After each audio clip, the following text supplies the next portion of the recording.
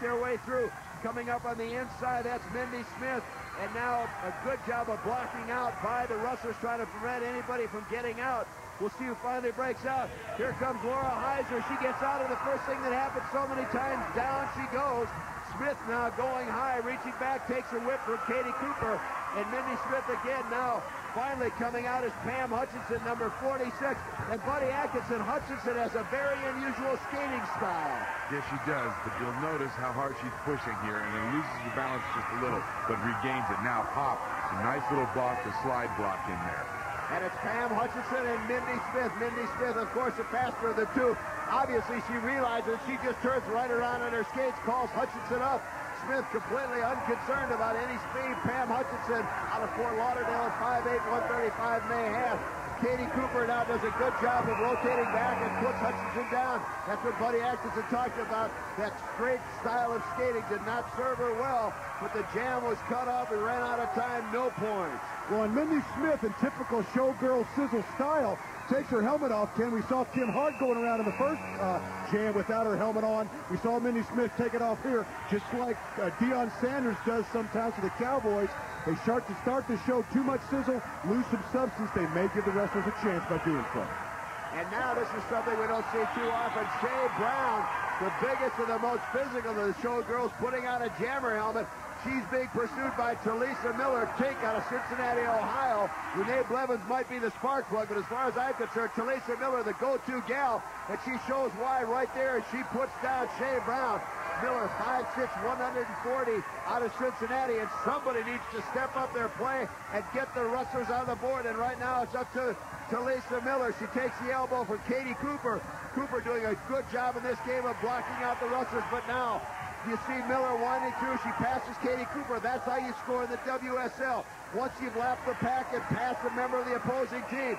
Now she does the same to number 37, Mandy Osborne, and finally cuts off the jam, but she ties this one up at 2 apiece. Well, and you saw Tink Miller take advantage of what I was just talking about, Ken. Shea Brown broke out, did a little celebrating much too early.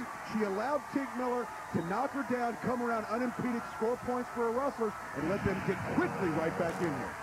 That's exactly what Texas needed when we talked about it earlier, that somebody from the Rustlers has to step up and show the way via their leadership. Shea Brown, very frustrated over that jam, refused to give up the jammer helmet, so she keeps it on, and she's out jamming in the lead. And let's see if she does any celebrating this time, because last time it got her in trouble. Obviously, she's not.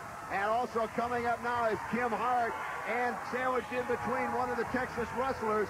I think that is Talisa Miller once again, and down go Miller and Kim Hart, and now it's all up to Shea Brown. She passes one of the Rustlers you saw fly over the railing, and now she goes by 48 Miller. 2 points are ready for Shea Brown.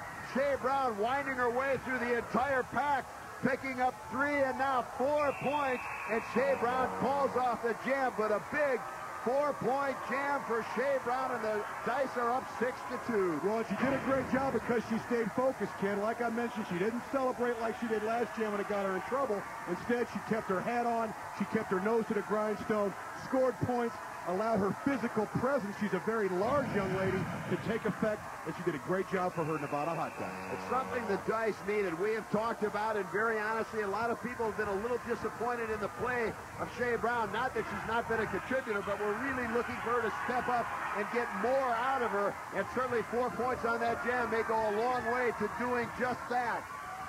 And Mindy Smith once again breaks out for the Nevada Hot Dice women, Ken. We've seen her get out early and often, but she's not going to have time to do much. As she takes off her helmet, let's check out RollerJam.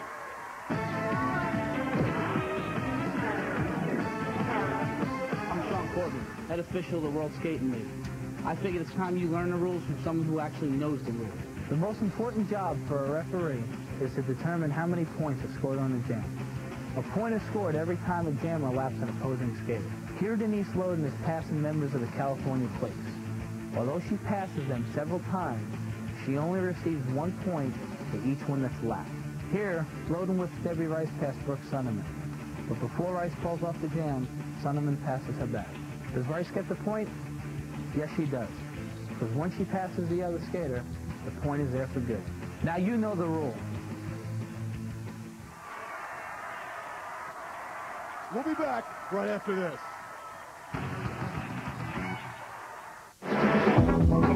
Dice 6, the Texas Rustlers 2. Welcome back, everyone. The men are on the track as we're getting ready to start the second period. Without question, the story of that first period, Shea Brown of the Nevada Hot Dice, a very complete game. She scored 4 points, and Hawk, she assisted on the other 2, and it's really the first time we've seen a complete game out of Brown. Well, I want to gloat because I talked about her before the game as being somebody to watch for, but it's great to see a fresh new face here in the World Skating League, and Shea Brown is one of those fresh new faces. Right here you see her give the big whip to her teammate, Mindy Smith, and of course, she goes around, scores the points. Hats off to Shea Brown. And starting for the Texas Rustlers, Brian Gallagher, Bill Daly, the Wild Man, Chris Cheadle, the speedster Sigmund Williams, and Bill Roquevert. For the Nevada Hot Dice, P.J. Rossi, Mark Weber, Captain Richard Brown, Randy Garrett, and Vinnie Mormondo. And there, of course, the card girl.